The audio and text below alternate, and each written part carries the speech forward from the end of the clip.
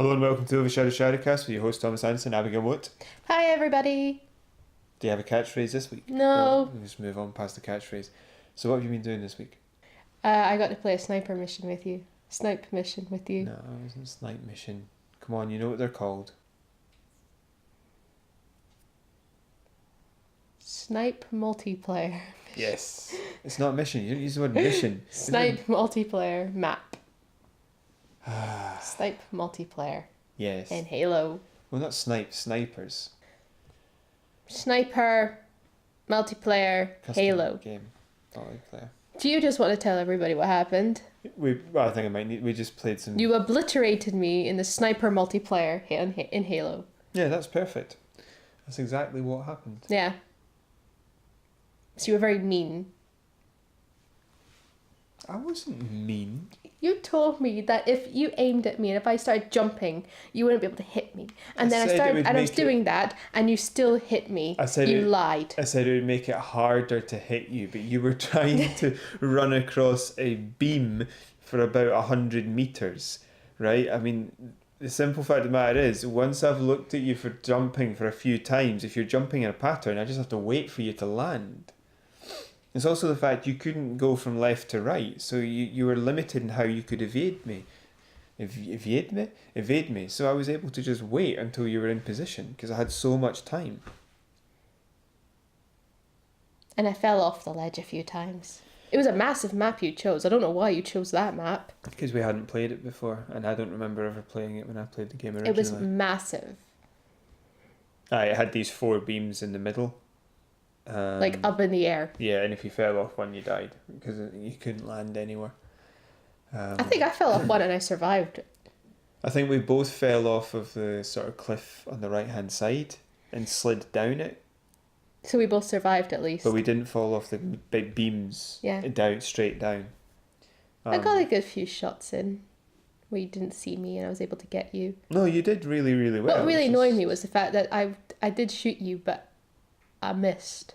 Well, I didn't miss, but you didn't die right away. That bugged me. I didn't get many headshots either, to be honest. I don't think the reticle was quite right. I think that there was a couple of times when it should have been some headshots for both of us that there weren't. Yes, I was definitely sure I got some headshots on you, and then I didn't. I just saw your little armor twinkle, and then I had to run away because I was scared in case you chased me. Yeah, that was a mistake. You should have tried to take a second shot. I will maybe do that next time. Yeah, I think that was a mistake. Yeah, that's where an error was made there. I was very scared. Like, literally, you gave me you had a go at me because I just kept saying no whenever I would lose. Or I would, like, swear at you. Yeah.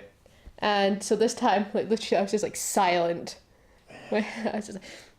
That was quite scary. What, me being silent? Yeah, I thought you were just not playing it anymore. Like, what's going on here? I mean, the game took like an hour to get to 15 because the map was so big. Yeah, I didn't feel like we were playing that long. No. See, it doesn't matter so much with Blood Gulch because you can see each other from most of that map. Is that that little one where there was like a base at one end and a base at the other end and we could see each other quite a lot? The one we've played the most? No, I think that's Battle Creek. Okay, yeah, probably, yeah. Blood Gulch. I could be wrong. I might have them the wrong way around. But this one is really good because if you are high up, you have a really good advantage. But if you're low down, you also have a really good advantage. So unless you kind of know the area quite well, you need to pick your battleground. Is it going to be higher up or is it going to be lower? Because if you're higher up, there's less places to hide. But you can see more, but you can be seen more. Whereas underneath, you can't see as much, but you can't be seen. There's a lot of hiding. There's a lot of nooks and crannies to hide in.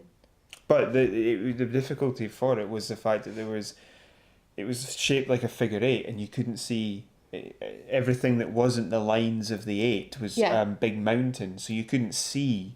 A lot of it was obscured. Yes, if you weren't in the if you weren't in the same part of the 8, usually in the middle part where the 2 circles cross over, there's no way you could actually see each other.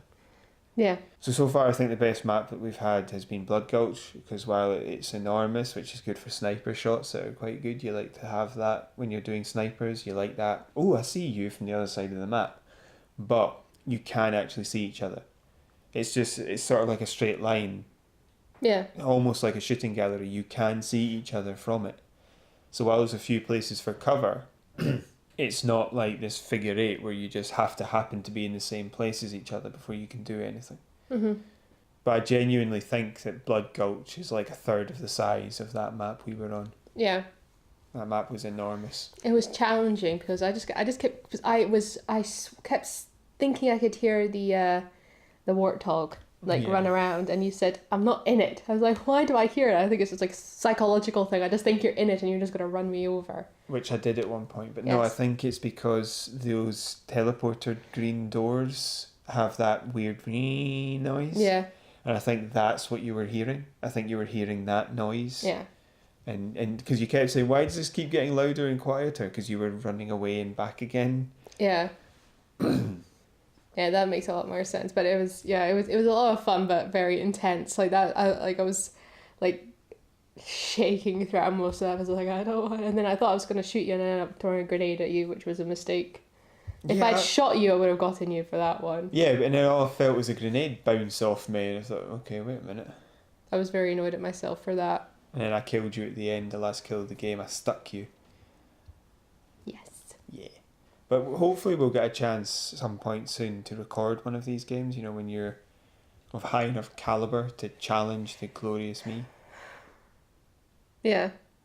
I think it's part of me doesn't want you to actually let me win. No. But I just kind of get fed up at the... Because I said this to you as well, because you thought I was just getting angry. I was like, well, for the most of that game, for the first part of that game anyway, it felt like I wasn't playing because it felt like I was spawning in, running around, I died, spawn back in, I died. I felt like I wasn't actually playing the game. Because I got to 6-1 or something like that. Yeah, I just felt like I wasn't doing anything, which made it very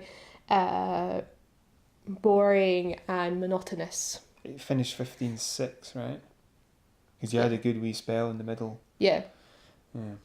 But yeah, so when you get to the right level, we'll be able to record it. I think it's because I didn't know the map very well, and I don't know how to. I suppose you can adapt, because you said you've not played that map before, or you can't remember playing that map before, but if you're used to working out how to use the map that you've seen so far, so I think you can do that. You can adjust how you play. If you're used to looking at game maps, you very quickly figure it out. Yeah, whereas I'm just still total novice. Yeah, so you're not used to it. Yeah. Anyway, I thought you did very well for a section there in the middle of that game. Yeah. It was a point where I was actually starting to get a bit worried, so I think you did very well. Thank you. What have I been doing, you said? Yes, what have you been doing? It was Brian's birthday, so we were celebrating his buff day, the day he became buff.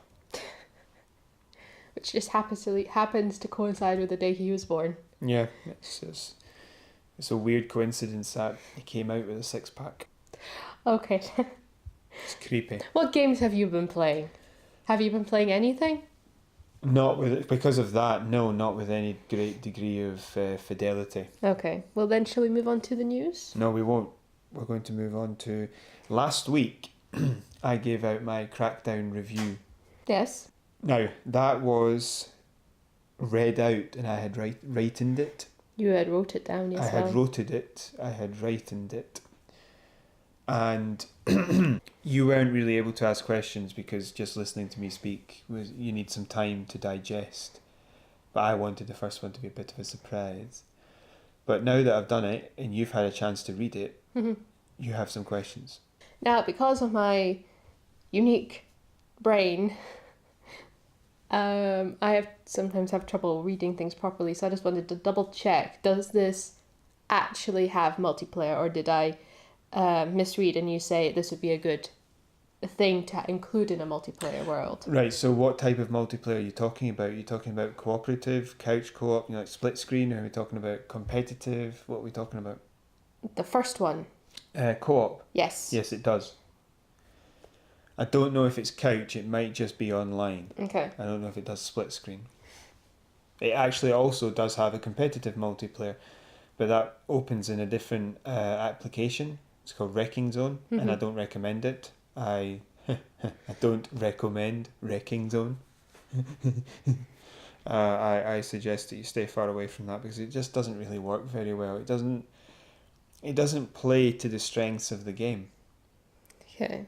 So it's just a multiplayer that's been put in, probably so that maybe in the future they could consider selling loot boxes. Yeah. But it didn't work very well, thank God.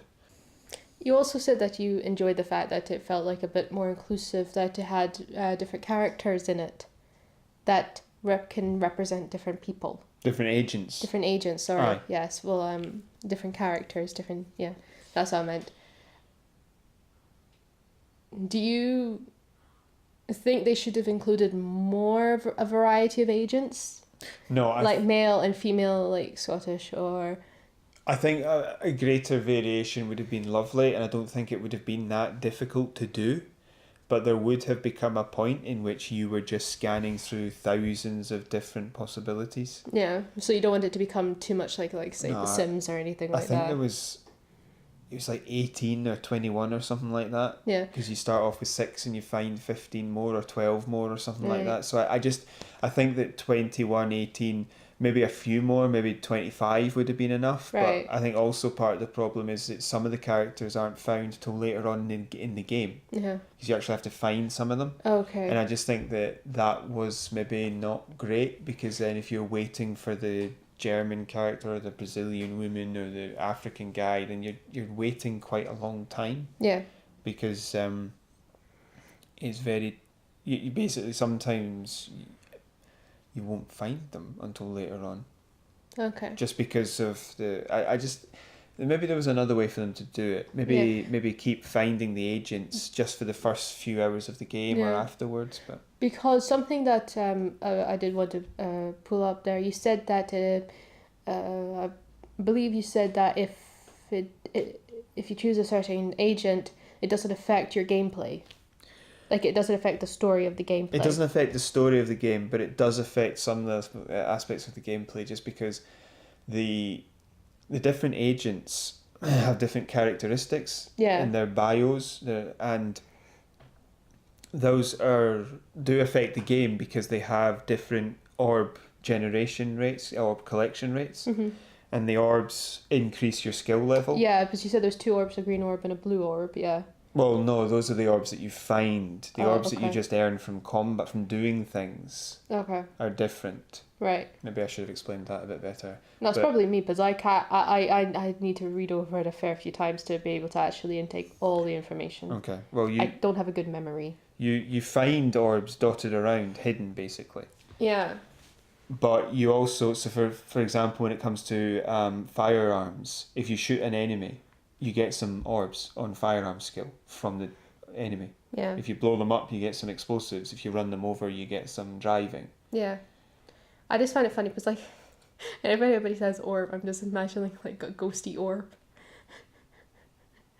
No, this is more like a sort of, like, neon I know, but orb. I'm just, like, you know, because when I was quite young, I was obsessed with, like, Most Haunted and things like that. So whenever we hear the word orb, we just think of the orb you capture, like, in a picture or flying across the screen, which is normally just a bit of dust. Or a fly. Yeah. Why does this UFO have wings?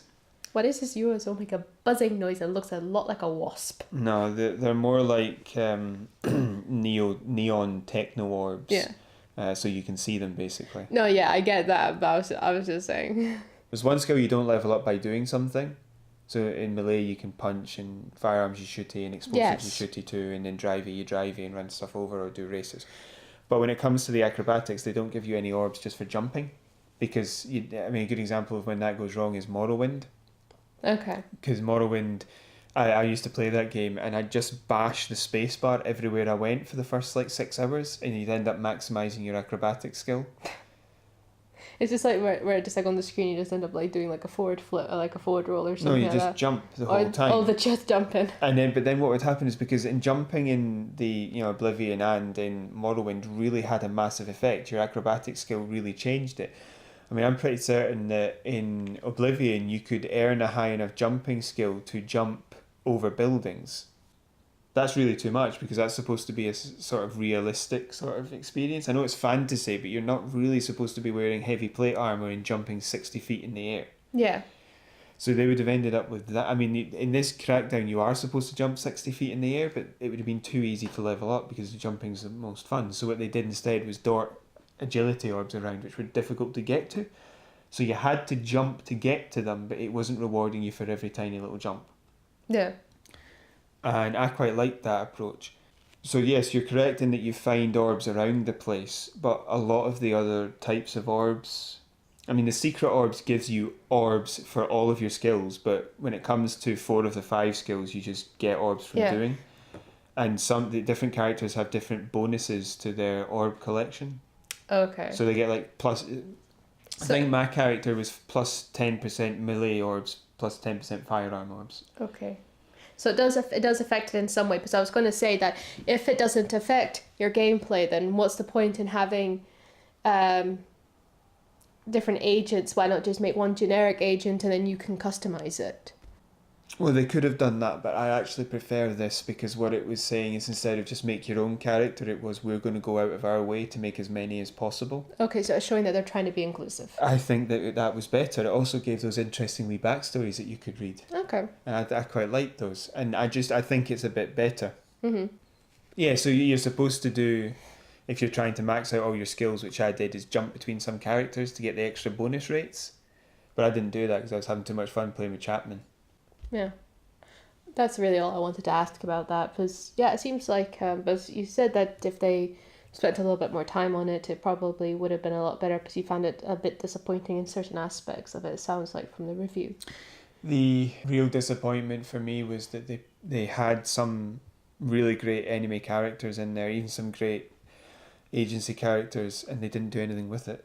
Like, all of the story that you're exposed to is not transcendental, that's not the word I'm looking for. It's sort of... The reason I picked transcendental there is that it sort of happens in the background. Mm-hmm. So the people on your side will randomly talk to each other and reveal some backstory.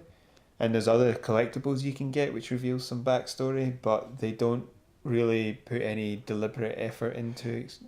There's no story that you expose, as it were. So some of the enemy characters will talk to each other and that'll be interesting, but there's no real story that you go through. Yeah.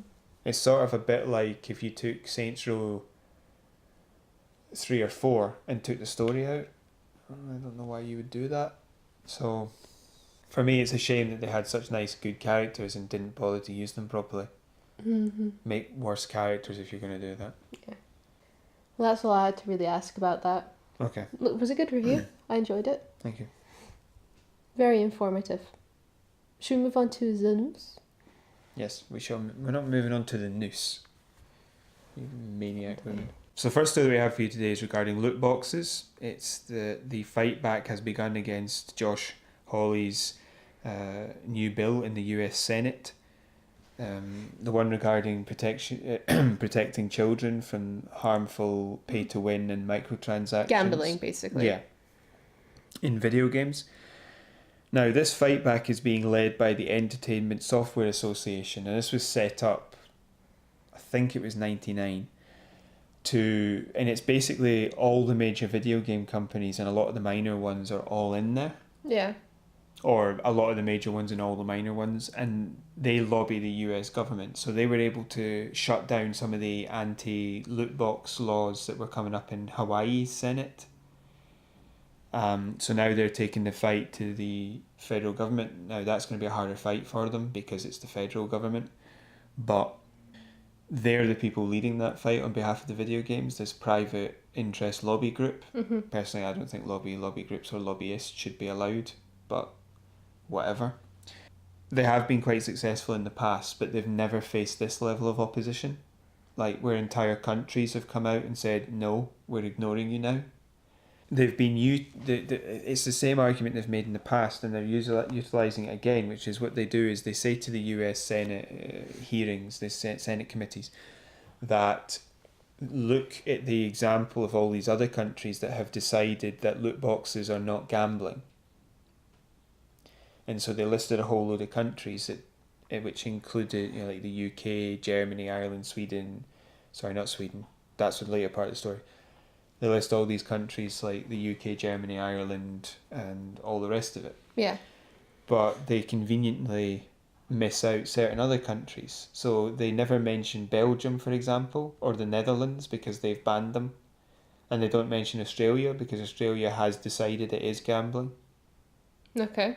So their argument is based on the concept that it's not gambling, not that it's okay for it to be gambling, which is unfortunate for them because the evidence is quite conclusive that it is gambling. So they're in a bit of a sticky wicket. As I said, they mention certain countries that have come to the conclusion that it's not gambling, and that's not true. It's just they haven't come to the conclusion that it is. That's all. Right. A lot of countries are doing research into it or deciding what to do. So some countries are mentioned. Sweden, they haven't. I don't believe they mentioned because Sweden is currently investigating loot boxes. Yes, they may are. have mentioned Sweden or not. I can't quite recall. But Sweden is investigating loot boxes and may ban them. Yeah. Germany is currently investigating them, and Ireland is currently overhauling its gambling laws, and therefore they might fall into the new definitions. Right. It's unknown yet. Yeah. Yeah, because what is it? I think this the Swedish Minister of Public Administration, Ardalan. I apologize if I pronounce this totally incorrectly. Shekarabi. Has basically ordered the Swedish Consumer Agency to review all video game elements that could be considered gambling, like lotteries and casinos. Like links to it, links to casinos, lotteries and gambling. And apparently they're going to disclose what their findings are at the end of, in October of this year, 2019. Yeah, you can see if they're going to use this argument of look at all the other countries that haven't done it, I don't think that necessarily holds much water anyway, but it's going to fall apart for them because so many countries are starting to ban it now. Yeah. And the companies can't fight back. EA fought back in Belgium to try and keep loot boxes in FIFA, and they lost. And the major companies that I don't like heavily rely on loot boxes. Yeah. And they're not going to do very well once the loot boxes are gone. Activision, EA. Ha ha ha ha ha. I think that particular attention should be paid to one of the few companies that is not a part of the Entertainment Software Association. Would you like to tell everybody who that is? CD Projekt Red. Correct. CD Projekt Red. Yes. Thank you. So, I don't know what you want me to like. Who is it? I said, CD Projekt Red, and you're like, okay. And then you just stared at me and like, yes. Was there more you wanted me to contribute to that? Yes, an opinion. I didn't know project was spelt like that from CD Projekt Red. Oh, it's because they're Polish. Okay. Yeah, I think that anything where you put an ante in to try and get something else, that is a form of gambling. It's like how, you know, the lottery, a lot of people don't think of the lottery as gambling as such, but there's even like a age restriction in the UK there's an age, I think you have to be 16 and over to play the lottery. Aye. I used to get fun when I used to get ID'd. Want to buy a lottery ticket? Do you have any ID on you? Yep. I'm 22 and you're still, well, at the time I was 22 and they were still IDing me. Yeah, so let's just get back to the loot boxes. Yeah. I think this is looking good for us. Yeah, I totally agree that that probably loot boxes should be seen as gambling. And they need to put an age restriction on them. I think what we need to do is actually have a special where we try and get in a whole heap of people to talk about specifically just loot boxes. Yeah. You know? Some previous guests, some extra new ones as well, like a proper group of people, and sit down with a whole heap of people and record us. Just everybody just on top of it, just a heap of people. Yeah, just a proper heap of people talking about loot boxes. Because for me, this would include Halo 5, but I don't consider that to be predatory. No. Because this is a key difference, anything that you can unlock from a loot box can be bought with in-game currency you earn while playing. Yeah. There's nothing, apart from the voice pack, there's nothing you have to pay for. And they aren't in loot boxes. So that is a microtransaction that you're paying directly for. Mm-hmm. You're not loot boxing for that. and anything else you can get, you can choose to pay real money or not. So for me, it's not as predatory because they're not forcing you down that route. And see, if you play a mythic war zone, it's 2 or 3 mythic war zones and you can afford a gold pack. If you go to get the maximum level on multiplayer, the maximum rank, you will have more than enough rec points to unlock everything you can unlock from the loot box packs. Yes. So for me, it's not as predatory. No. But you could argue that it was bad. And then you've got Take-Two for Red Dead Online and GTA Online. They don't sell loot boxes or anything or microtransactions. What they do have is currency cards. So you buy like a shark card or a megalodon card, and that gives you so much in-game money to spend in-game on stuff. But you decide how much currency you buy and then what you buy with it. And you decide whether or not to get it, and you can earn all the in-game currency just by playing the game. Me and Brian have been playing it for a couple of years, but we haven't been playing it doggedly. Right. Do you mean like constantly? Is that what doggedly means? I don't understand that word. Sorry. So we've been playing it somewhat semi-religiously. Like, we'll quite often go back to it, but we don't play it doggedly, like for hours on end. We'll just log in and play a little bit, and then that's it. We would if we were able to do the heists, but we wouldn't do it if we'd already done the heists, you know? Mm-hmm. We wouldn't be there. In other words, we've played it very part-time for the past couple of years. And I have 8.8 million, and he has about 6.9. Mm-hmm. And that's on top of cars. We've got a couple of cars each, and the most expensive houses. That's enough money to play through the rest of the heists, and then I think to move on to the more DLC heists, which were added for free. Yeah.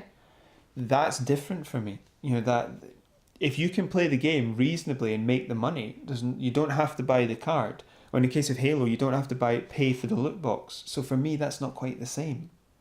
It's just, it doesn't feel as predatory because they haven't hidden something. It's not like a £20 sledgehammer in Call of Duty, you know? Mm-hmm. Or a loot box in which you have to pay for it.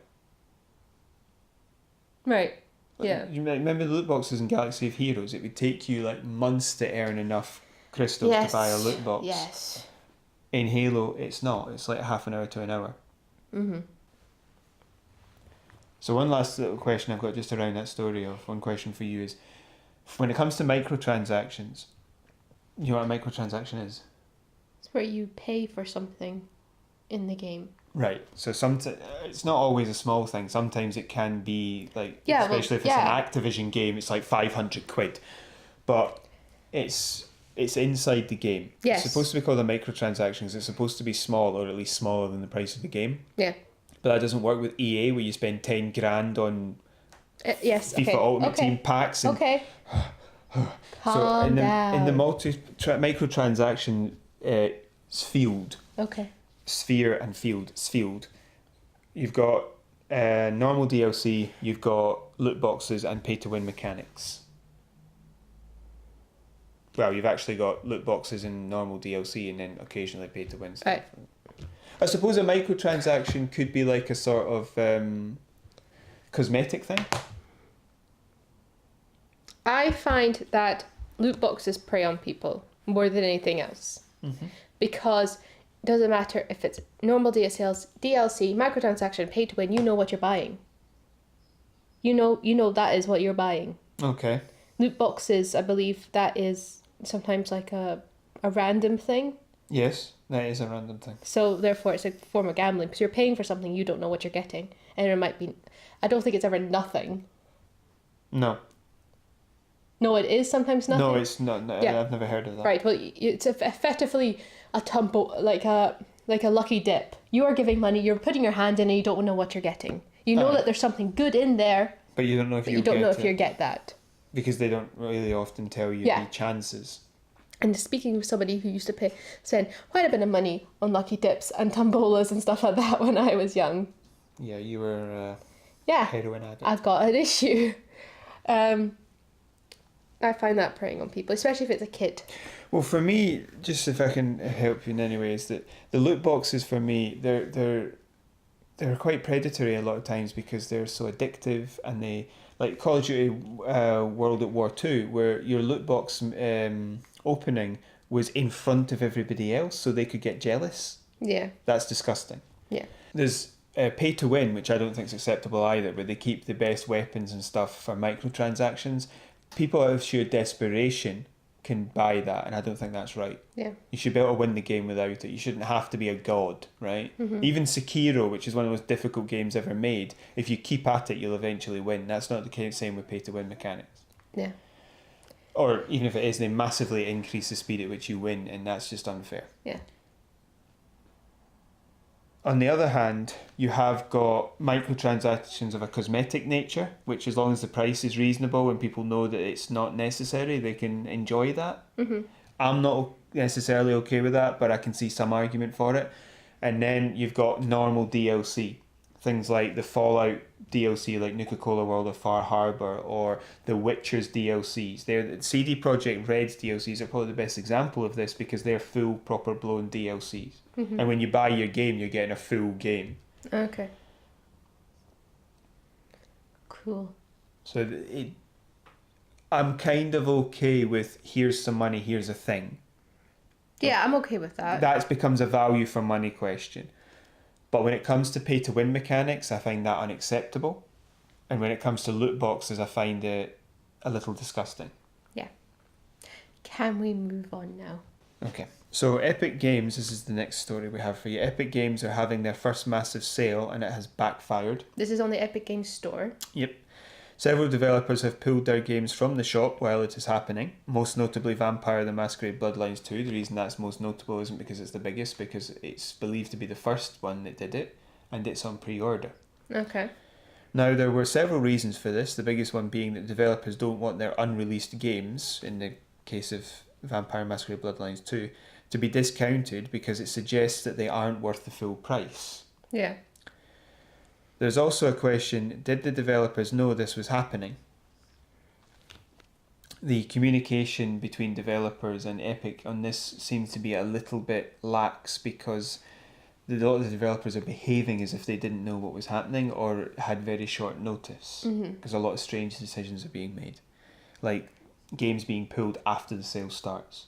Borderlands 3 was also pulled during the sale, and Yeah, it that's was. quite a big one because of the fact that they've already had a lot of controversy over this particular game. Mm-hmm. It's quite big for it to be, for Randy Pritchard and all the people involved to put the game in and then do the hokey cokey with it after making such a big deal about it. Money isn't the issue when it comes to the Epic sale because Epic is covering the savings and paying the developers. Now the sale itself is you get a certain percentage off each game. It differs depending on the game. And when you go to checkout, if that game is still worth more than $15, then it gets discounted by a further $10. So you're paying $5? At most. Okay. At least. Okay. At least, sorry. Yeah. Just want to make sure I heard that right. Yes. Now, on a very serious note here, Supergiant Games raised the price of Hades during the sale because there was some issue with the price conversion to other currencies. It was cut to $17, right? Mm-hmm. After the percentage drop from 20. Yeah. But the issue here is that once that's converted into, say, Europeans, that was $14.87. So it's euros or pounds? Euros, Euros, okay. I believe. And that's roughly the same as pounds because a pound's worth nothing. That meant they didn't get the extra $10 saving. So if you were in Europe, you were paying $14.87. If you were in America, you were paying $7. Mm-hmm. Now that's, a lot of people got angry about that. So Supergiant increased the cost of the game so that it would still be a saving to everyone. Yeah. They increased it to 25, so after the percentage cut, blah, blah, blah, blah, blah, blah, blah. But they advertised it as a 25% 25% cost cut as a sale of 25% from the original price, Mm-hmm. even though they'd increased it. because after the percentage cut off, it was 15 quid, I think, is what they were going for. I don't see how that mathematics works, but that's what they were trying to claim. So I assume it meant it's for 15 quid. It was originally 20. This is a 25% cut. But they had to increase it to 25 to make that work. Either that, or what they're saying is that once it's at 25, the percentage cut that was already there plus the 10, the percentages don't add up to me, so I'm assuming that they're saying that it's 15.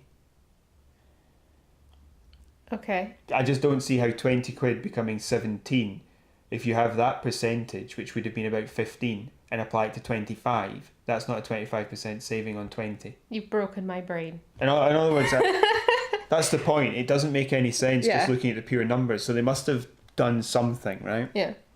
They must have either increased the percentage cut by talking to Epic, or they must have said, look, you're at most paying 15 once you hit the checkout, so technically that's a 25% cut on the original 20, but there's no way you were paying 15 when you hit the checkout if the percentage stayed the same. That doesn't make sense. So the whole thing is just insane. But they advertised the price increase as a price cut because of the savings that were attached to it. Mm-hmm. Oh, I think I've worked it out. That's good for you. Sorry, no, I've just worked it out. If they cut the percentage cut at all, then once they hit the checkout at $25, it's cut to 15 by the 10. So 15 is 25% lower than 20. So that means they took off the percentage cut. I don't follow. You're not going to make me follow because there's a lot of numbers in there and there's a lot of words. If you increase the price to 25 and take off the percentage cut, it's over 15 and the $10 applies, so it gets cut to 15. No. There's two aspects to the saving here. The first part is a percentage cut to the price. Okay? This is part of the Epic Games sale. There's a percentage cut to all the games, right? Okay. And then once you get to checkout, if the game is still worth more than 15, you get an extra $10 off. Okay. So when they increased the price to 25, if they removed the percentage cut and then took off the £10, it becomes $10, sorry, it becomes 15, which is 25% off 20. Okay. But they advertised the game is on sale even though they didn't put it on sale. They advertised it as a price cut when it isn't a price cut. It's still 25, it's just only becomes 15 when you get to the basket, essentially. I think I've gotten it, but can we just move past the percentages? Sorry, well, I think that even works even if you keep the percentage cut if it's small enough. Okay, but I don't want to hear the word percentage cut anymore. Okay, sorry. Anyway, they did it this way to allow everyone to get the discount when they raised it, but they advertised it as a price cut, like I've said. But it isn't, because Epic are still paying them. It's Epic that are giving the cut. Epic are kind of losing out then. Yes, but they might be making more by getting players on side in the future. Mm-hmm. So this was a big issue because it was a case of false advertising, and you can't advertise something as a price cut if you've increased the price. Yeah. In a lot of countries, that's completely illegal. I know that there's a lot of controversy that normally if there's like the Black Friday sales or something like this or a big sale, they normally hike up the price a bit beforehand, and then they say, oh, you're saving so much, but actually you probably paid the exact same a couple of months ago in another sale. Oh, well, that's illegal. Well, a lot of people think that happens, well, but I don't think they could prove it. Well, it's quite easy to. The prices... Well, a lot of people. I just remember a lot of people saying that they think that happens. Well, the issue here is that you can't advertise something in this country as being on sale unless if the price has changed too much. Right. So the price has to be... you couldn't sell something as on sale for a £5. Mm-hmm. Advertise the price as originally being $7.50 if it spends less than half the year at $7.50. Okay. So they wouldn't be able to advertise the original price as $10 cut to $7.50. Yeah. If it had spent most of its time at $7.50. Okay. So that's the issue there. Okay. So anyway, so a lot of games got pulled. Yeah, but when it comes to this particular game, it's Hades by Supergiant. They altered the price back to $20 and have now given notice that the price will go back up to $25 after the sale. Mm-hmm. So basically, the people who were losing out are still losing out. Mm-hmm. I don't see how this is a solution. Yeah. But the whole thing, looking at all these difficulties, a lot of Ubisoft games got pulled as well, or they're still there, but they're difficult to actually find, and there's no percentage cut to them. It's just the $10. Yeah. But I was having a look, because I looked this up as well.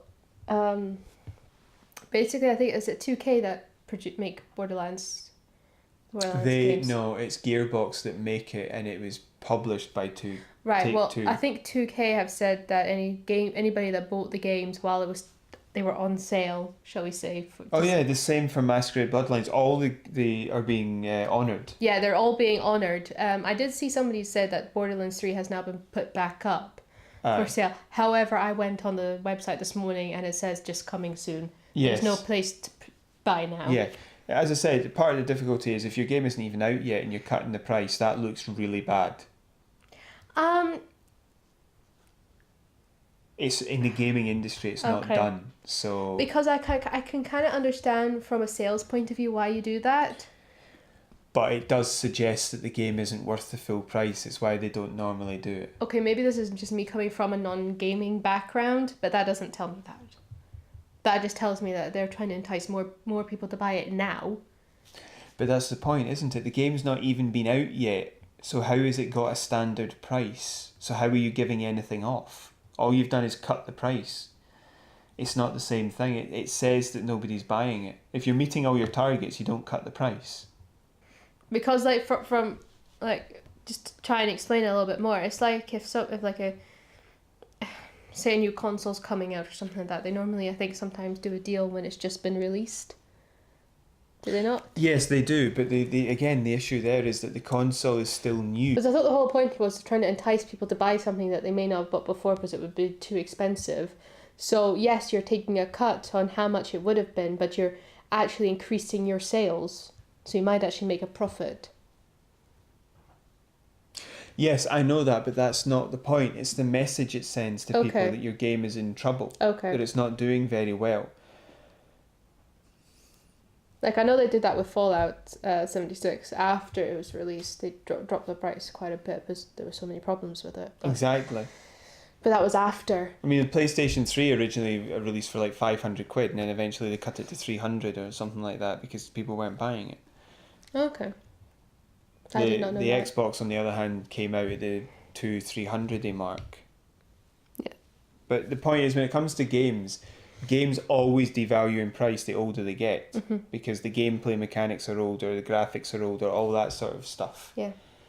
It's not the same as if you buy like a lawnmower, which even if it's 10 years old, if it still works really well, there's no problem because it was recently built. So it'll still have the same shelf life. Yeah. Whereas an old game doesn't quite work like that, because if you're used to more modern gaming mechanics, you just don't want to play it. So it has to be cut in price for you to want to do it. If you're already cutting it in price before it's sold, it's like saying this game is essentially a year old already. I understand, yeah. Can we move on? A recent news story, I think this was something inspired by Kotaku, and there's further stories coming out about it in the next couple of units of time, is Call of Duty is going through some real development troubles for its upcoming games. It's 2019 and 2020 games, particularly the 2020 one. And there's even been some talk of making some aspect of upcoming games free to play. Do you know how Call of Duty games are made and why they come out yearly? So Activision make it, yeah? Yes, they publish it and they do own the companies that develop it. Is the reason that it comes out every year is because that's kind of their main, one point, it was their big bit. Try that again without stumbling over my words. You need to stop having that bottle of whiskey. Are we Eastern European here, women? No, not saying they're all alcoholic. I'm just saying that was remarkably Eastern European. No, that's just nonsense. It sounded a lot Eastern European. They like to use their Zs.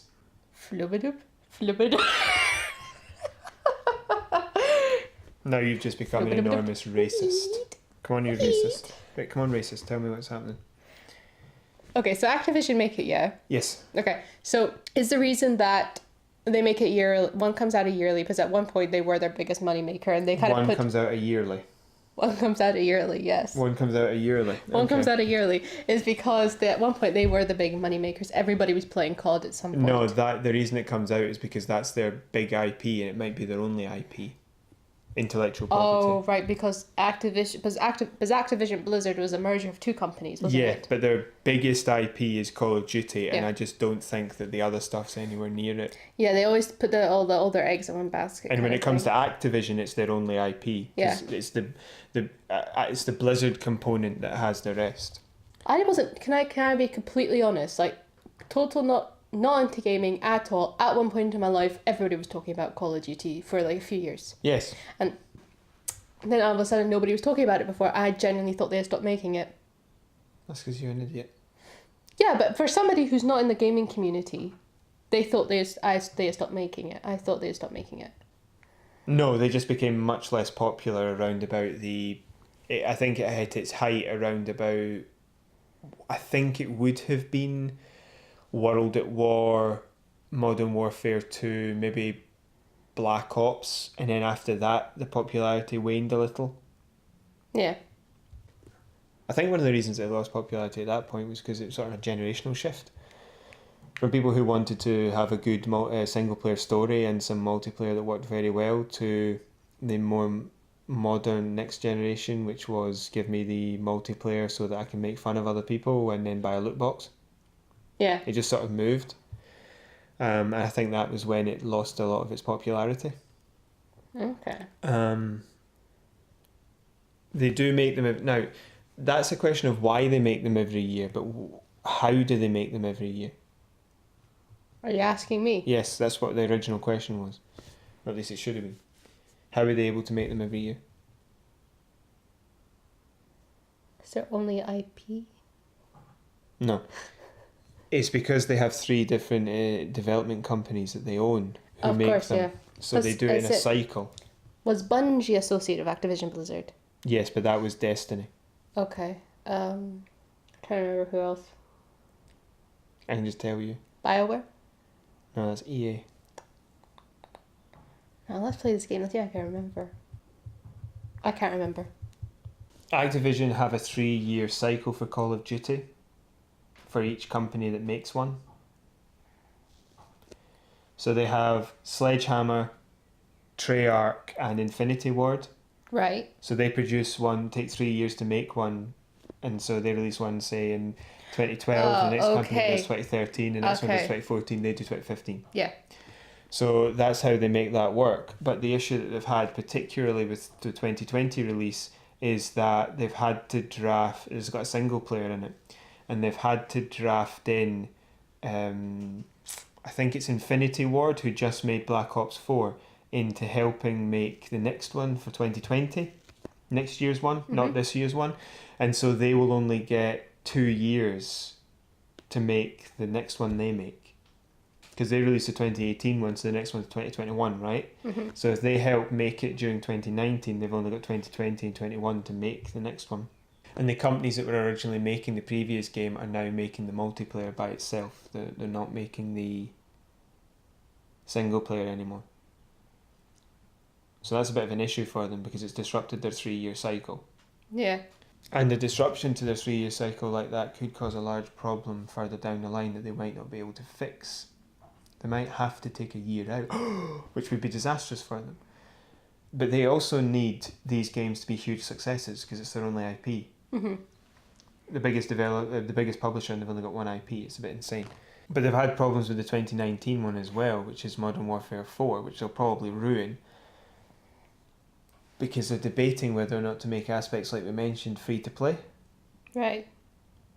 So would they make the single player free to play, or would it be the multiplayer alone and you have to pay for the campaign? Because if you did that and the campaign was still a full price, people wouldn't buy it. No. But if it was like 10 or 20 quid, they might. I don't think that this is going to work too well for them, but they're trying to massively maximise their microtransactions. And considering we're debating countries that are banning microtransactions on some level, they've got a problem there. It doesn't look good. No, they're in a lot of trouble. Yeah. But Call of Duty, of course, is the way you discuss Activision in trouble because it's the only thing they do. What if they just decide to scrap Call of Duty? and come up with something else, a completely new game. Well, they would never scrap Call of Duty, and I don't think they necessarily should. But I don't know if they've actually got that ability. Remember, they went out their way to buy other companies for IP and then just shut the IP down, a bit like EA, but on a much smaller but more efficient scale, you know? They did shut them all down, they just bought less. It just kind of feels like they're flogging a dead horse here with Call of Duty. If they released a Call of Duty game every 2 or 3 years that they actually put time and effort into, they'd do a lot of sales. Yeah. But they would do reasonable sales. They're looking for trillions, which just doesn't make any sense. Like, genuinely, they're looking for billions in sales alone. That just doesn't make sense. No. And I think that they need more IP, but they just don't have the setup to generate more. That's why Destiny is such a massive loss to Activision. Because if they have a bad year with Call of Duty, they've got nothing else. It just feels like at this point, if you are relying on these games coming out once a year, eventually people are going to lose complete interest in it, and then you're just putting money into something that's not going to be profitable. So what I would suggest is that if you've got enough time, like when the last one was, when the next one's going to be released, get them working on a new project. That's the only way I can see that they're going to... Yeah, I agree, but they're not going to do it. I know, but that I'm just saying that's probably going to be the better option. Apparently the people who left Infinity Ward... Black Ops... I can't remember which developer did what game now. But the people who left Infinity Ward, who were the people who were involved in Modern Warfare's before, I think that they went away and made Respawn Entertainment. So it's not the same company that made the previous Modern Warfares. Maybe Infinity Ward is making this one and Treyarch did Black Ops. Can't really remember, I have to be honest. Okay. But yeah, I think you're right. I think the salvation for them would be to actually do it properly, but they're set up to be greedy, and this is the downfall. Here cometh the hour Activision shall fall. You said hair. Here. You said hair. Here cometh the hour. You said here cometh the hour. Here cometh the hour, here cometh the fall. Yes. And I think they're in trouble. Yes. Shall we move on to the next story? No, I want to say one last thing. Ubisoft make Assassin's Creed and it's released every year, right? Okay. But they also make loads of other games. Yeah. That's a good example. Yeah, I honestly couldn't believe when you told me that's pretty much all that. I mean, they released things like, what was it, the Crash Bandicoot, and they released Spyro, but they're not running IPs. They were remasters of old games. Yeah. They've done what they can with them. I've still not finished Spyro. I stopped playing it. You should finish it. I know I should. I should go back into it. Yeah, you should. Should we move on to the next story, please? Yes. Because I'm melting again. So you were asking about the next story. Yes. Calm down, right? This I'm is why hot. women should be left in the kitchen, because you're just so aggressive when you come out of it. Mean You're literally hitting me right now. I'm not hitting you, I'm tapping you. Oh, right, well that's okay then. Do you mind if I tap you? What are you doing? You're trying not to technically assault me, so you're sort of just like flapping your hand off my shoulder like a dead fish. Right. Angry, aggressive woman. I'm hot. It's hot in here. This next story is in regards to, which is not how you phrase that sentence, but we're both far too hot, is regarding CD Projekt Red and the crunch. Now, CD Projekt Red, as amazing as they are, they still struggle from the crunch. Do you know what the crunch is? No. Ask me what the crunch is then. Oh, the crunch is like the last few months or last few weeks of a project happening. Yeah, now it should be that, but in a lot of games it's years. Now, there's a lot of stories coming out in the past about The Witcher 3's crunch time, which was basically like 3 years. Yeah, that's ridiculous. But what they've said, recently CD Projekt Red has pledged to do more to reduce the crunch at their company. Marcin Iwiński, the co-founder, said they will push their system that they currently have that makes the crunch voluntary and gives people freedom to take time off. So they'll still ask for you to do crunch time, but you will not be punished in any way if you don't do it. And if you ask for help getting some time off, they'll do everything they can. It's rare for a big company like this to be so honest, and it's thought that this is because there's a big story coming up. It's going to be coming out soon about their crunch practice and about how bad it is. Now I think that story's on Kotaku, and they reached out to Kotaku to do this interview. Mm-hmm.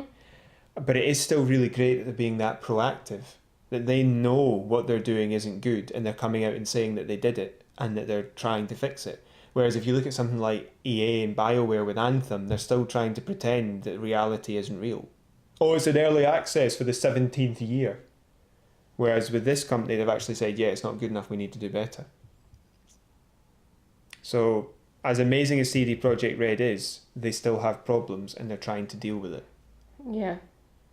I'm pretty happy about that. They said that the crunch for Cyberpunk 2077 won't be anywhere near as bad. They'll do everything they can. But there are some instances where they have people who have unique skills who they just need to do the work. Yeah. So hopefully they'll work with those people to try and set up a schedule that works. How long is a game in development for then? It can be, I've heard of 7 years for development. Right. For some games. Like Anthem was apparently in development for 7 years. Final Fantasy 15 I think was in development for 7 years.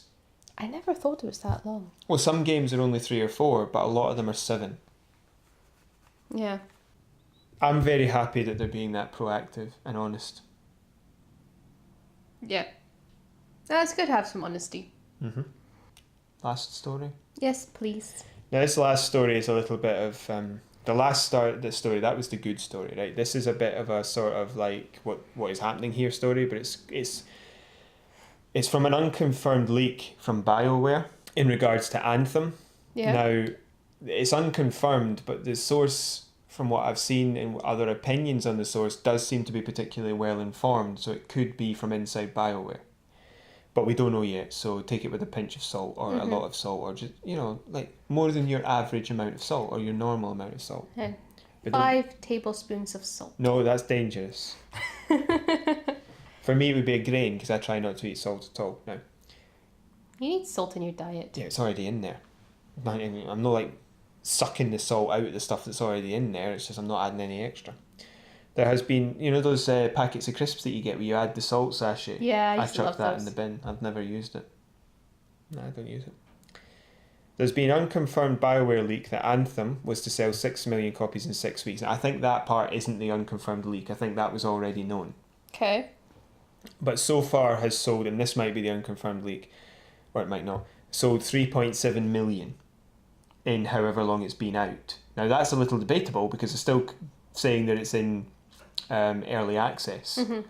But a couple of weeks ago they said it was 10 weeks, so it must be 12 to 14 weeks it's been out. Yeah. It was the 22nd of February. So it must be a few months it's been out now.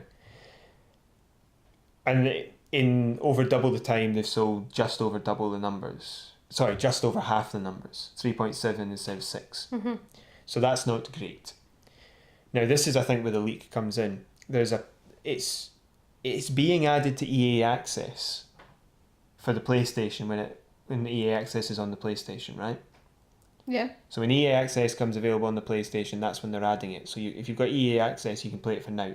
And that makes a good business sensey decision because with all the microtransactions and all that jazz, you just want them in the door and nobody's going to buy it now. So it sweetens the EA Access deal. It doesn't really lose them any money. But there is a rumour, this is what the rumour is, that they're planning on making it free to play if putting it on EA Access doesn't help player numbers. Interesting. Yeah. Very interesting.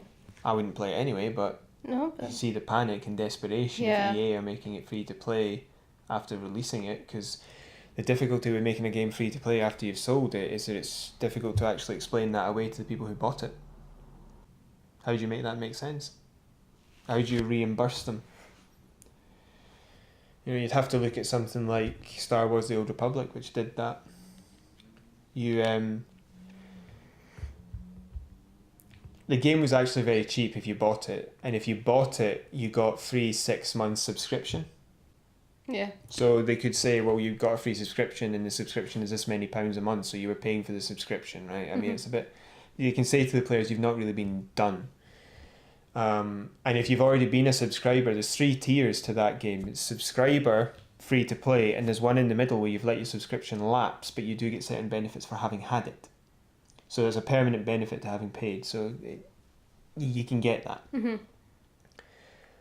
And I think that they've done a really good job. It's EA, they probably won't do as well a job, but they have to do something in regards to the fact that if they make it free to play, to try and say, look, we're sorry. Yeah. But it's not going to increase the player base, and they know that because the players aren't happy with the game, because part of this leak was the fact that Bioware are saying that the reason the game didn't do so well was because it's the fault of the players, because the players didn't they had such a bad reaction to the game. And that's why nobody else bought it. Well, that's your fault. You made a bad game. It wasn't ready for release and you threw it out the door. Yeah. It's your fault, not theirs. But it will be interesting to see. Tisk tisk. It'll be interesting to see if they make it free to play, but I don't think it will help. Because I think if the people who want it to be free to play, they would have to start charging for DLC to make any more money. Because see, if you only play that game because it's free to play, it's not going to be good enough for people to buy something. The microtransactions, people aren't going to buy anything because it's not good enough. So they're probably just going to play the game for the story so they know how terrible it was and then go away. If it becomes free to play, we'll play it. But Okay. we won't pay any money. No. And that way they haven't earned anything. Yeah. So, You'll be happy with that. yeah. I mean, they might get something from some sort of advertisement thingy, but that would be it. I don't think it might make their numbers look a bit better, but they're not going to make any extra money from it. And at the end of the day, capitalism protects you so much from not making money, but you do still need to make it. Yeah. And when it comes to all this loot box banning, they're in nearly as much trouble as Activision. Which is funny because they're the company that started it. Even though Activision are worse than them, their game is the one that started the loot box crusade with Battlefront 2. Yeah. True. So what do you think? Do you think the game is good enough to make a decent amount of money if it's free to play from microtransactions? The theory being that if you enjoy a game and it's good enough and you got it for free, you spend a few pounds or dollars. Yeah, I think that like it's a psychological thing. You're thinking, I got this for free. Okay, it deserves a little bit of money somehow. If it's good enough. Yeah, but my question is it good enough for you if you played it for free to pay for a loot box or a microtransaction? No, on principle, I won't buy loot boxes. Okay, so what about a microtransaction where you know what you're getting? Probably not. No, I don't think it's good enough. No, I mean, on principle, I won't buy those things. I wouldn't buy a microtransaction or but you anything know like what that. you're getting. I would know what I'm getting, but still on principle, I wouldn't buy those things. Why not? Sometimes I don't want to spend real world money on those things. But no, what I'm saying is if you were sitting there playing it and you thought that's good enough to get a couple of quid out of me, I'll just buy one that's worth a couple of quid. Okay, if it's a couple of quid maybe, but I don't know. That's what I'm saying. I'm not talking about something like 20 quid. I'm talking about like £2 or £3 or maybe £5. Probably then. Is Anthem good enough to make money out of you is what I'm saying. Not would you do that, but would you do it for Anthem? No. Yeah, I wouldn't either. I don't know if I'd ever do that, and I think I agree with you in this, that it's a whole issue of we're not fantastically wealthy, so... Well, even if I was fantastically wealthy, I wouldn't do it. You'd never buy a microtransaction where you knew what you were getting? Not unless I thought it was totally worth it. I think that's what I'm asking. Because Yeah, but what I I'm saying mean- is that I don't buy DLCs at the moment unless they're incredibly cheap because I don't have the money to do it. But if I had $100,000 a year wage, then I would probably buy a few more than I do. Yeah, I probably still wouldn't buy microtransactions. Still wouldn't buy stuff in game. Because I think, well, listen, if it was free, I still wouldn't do it. I definitely wouldn't do it if the game cost me money. I still don't think I would do it if it was free. Well, I remember the cheapest DLC I ever bought is probably still the best value for money for a DLC that I've ever had. 69 pence for the DLC for Star Wars The Force Unleashed 2. Yeah. In which you got to run around and literally kick Ewoks 60 foot in the air. I think I remember you telling me that. You don't like Ewoks, do you? Definitely worth it. Why don't you like Ewoks? They're cute. They're just there for merchandising. They damaged the story. They made the movie bad because they were just there for merchandising. I think if you were used to playing more games and you had we had more money, I think that we would buy microtransactions. We wouldn't touch loot boxes, but I think you might buy microtransactions. Okay. I think you would, because I remember there was a time when I wouldn't purchase DLC, and the company that changed my opinion on it was probably CD Projekt Red. Yeah. So I think that I think you probably would. You would just have to have a good experience with one and then get it. But most of the time, I try and buy either the season pass or the game which comes with all the additions. Yeah. But I think that's how it's a good way of judging. You get the game with all the additions, and then you say, actually, these would have been good enough to buy. Okay. I think you just need to have that happen to you. Yeah. That's all. So, shall we leave it there for today? Yes, we will leave it there for today. So we hope you enjoyed yourself. Please leave a comment if you want to ask us anything or any comments will be good. Yep. If you'd like to hit that little notification bell for when we inevitably upload on Wednesday, that'd be fantastic, because you never know, one day there might be a time when we aren't able to. Yeah. A non-Wednesday. A non-Wednesday. Well, also you'll need to hit the subscription. Yes, if you'd like to subscribe to our channel, that'd be fantastic. We've got a nice little backlog of a year's worth of one a week videos for you to peruse and to enjoy. And you need to hit the subscription before you hit the notification bell. Did not know that. There you go. But how do they notify you if you know? It doesn't matter. Please hit a like. You can follow us on Facebook at overshadow.shadowcast, and you can contact us through email at overshadow.shadowcast@gmail.com in the description below. Yes. Yeah, all that information will be in the description down below there for you to have a look at. Maybe we can get a little community going of commenters discussing the topic. It's James sending me text and Brian's just talking to me. James, comment, don't text. I'm kind of hoping that Brian did promise that he would leave a comment underneath every video, but obviously with his exams he got distracted, but I'm hoping he goes back to doing that. Well, of course, yeah, I can understand that.